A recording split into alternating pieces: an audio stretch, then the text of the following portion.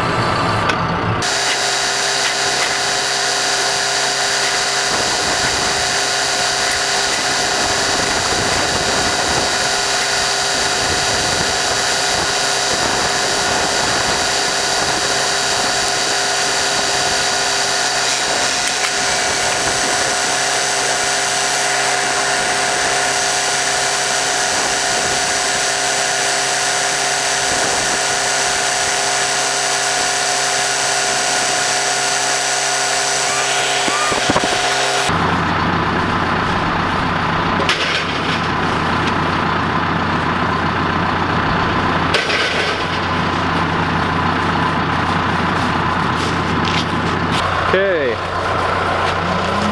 licks are now out, and